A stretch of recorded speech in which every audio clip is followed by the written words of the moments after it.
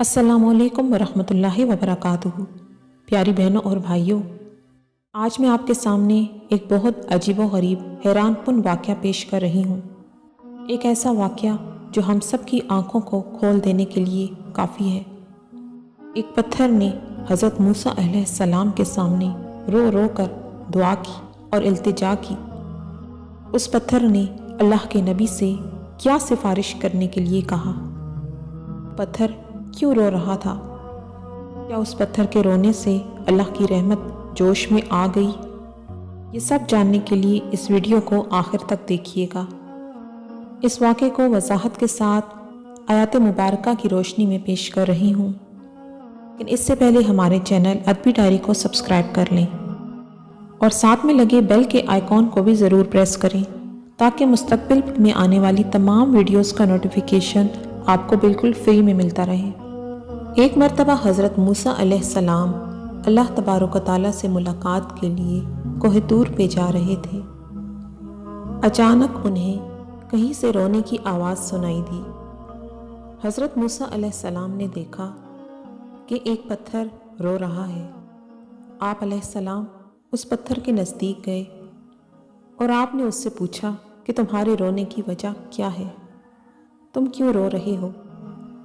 تو اس پتھر نے روتے ہوئے کہا، اے اللہ کے نبی، میں اللہ تعالیٰ کے ڈر کی وجہ سے رو رہا ہوں۔ مجھے اللہ تعالیٰ کا خوف ہے کہ اگر اللہ تعالیٰ مجھے بھی جہنم میں ڈال دے تو میرا حشر کیا ہوگا؟ ناظرین کرام، پتھر کو یہ خدشہ اس لیے ہوا کیونکہ اللہ تبارک و تعالیٰ نے قرآن پاک میں ارشاد فرمایا ہے، جس کا ترجمہ کچھ اس طرح سے ہے کہ جہنم کا ایندھن انسان اور پتھر ہے۔ لہٰذا اس پتھر نے سوچا کہ کہیں ایسا تو نہیں کہ اللہ تعالیٰ مجھے بھی جہنم کی دہکتی ہوئی آگ میں ڈال دے۔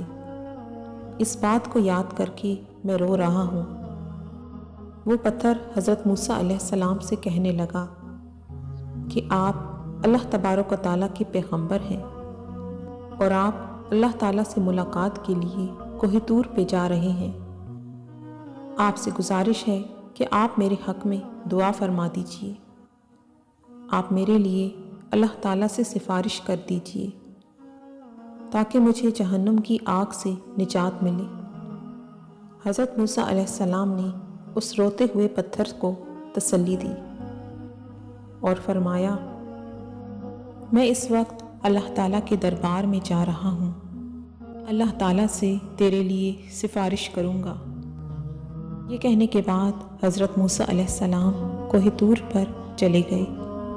کوہ طور پر جانے کے بعد اللہ تعالیٰ سے ہم کلام ہوئے۔ اس دوران آپ اس پتھر کے بارے میں بھول گئے۔ ناظرین کرام، اللہ تعالیٰ کی رحمت دیکھیے۔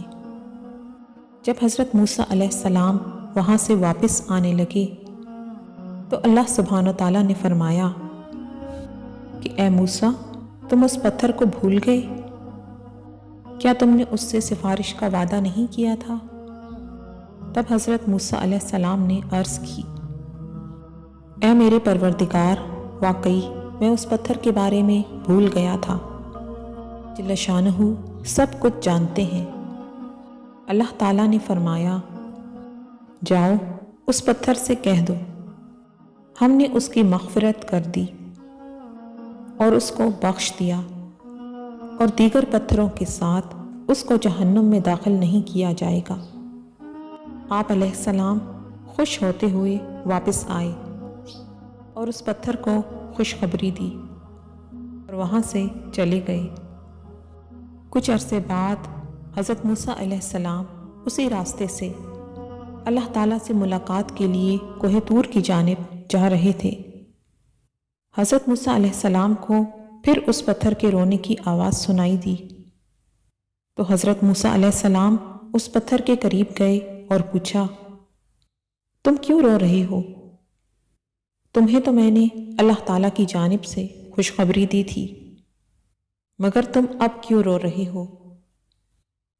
اس پر وہ پتھر کہنے لگا، پہلے تو میں اللہ تعالیٰ کے ڈر اور خوف کی وجہ سے رو رہا تھا، لیکن اب میں اللہ تعالیٰ کی محبت میں رو رہا ہوں۔ اے اللہ کے نبی، اللہ تعالیٰ نے مجھے ایسی نعمت عطا کی اور میرے اوپر رحمت فرمائی۔ اے موسیٰ علیہ السلام، میں اس کی محبت میں کیوں نہ روؤں؟ اللہ اکبر۔ ناظرین گرامی، اللہ پاک نے ہمیں کتنی نعمتیں عطا کی ہیں، ان کیا اللہ کی محبت ہمارے دلوں میں سمائی ہے؟ اللہ کے حکم کے مطابق زندگی گزارنے کا کوئی جذبہ پیدا ہوا؟ ایک پتھر میں بھی اللہ کا خوف ہو، لیکن انسان بے خوف ہو کر زندگی گزارے، کس قدر حیرانگی کی بات ہے۔ ایک جانور کو اللہ کے ڈر کی وجہ سے پریشانی ہوتی ہے اور وہ چلاتا ہے۔ اس کا اثر یہ ہوتا ہے کہ آدمی سے اس شور کی وجہ سے سویا ہی نہیں جاتا، اور ہم سوچتے ہیں کہ یوں ہی چلاتے ہوں گے۔ نہیں، کبھی یہ اللہ کے ڈر کی وجہ سے روتے ہیں، اور کبھی یہ ہمیں احساس دلانے اور ہمارے شعور کو بیدار کرنے کے لیے روتے ہیں، کیونکہ ہم ان کی زبان سمجھ نہیں سکتے، اس لیے ہم سنی انسنی کر دیتے ہیں۔ اللہ تبارک و تعالیٰ سے دعا ہے کہ اللہ پاک ہمارے دلوں میں اپنا خوف پیدا فرمائے۔ ہم مسلمانوں کو ہمارے نبی صلی اللہ علیہ وآلہ وسلم کے بتائے ہوئے طریقوں پر چلنے کی توفیق عطا فرمائے۔ آمین یا رب۔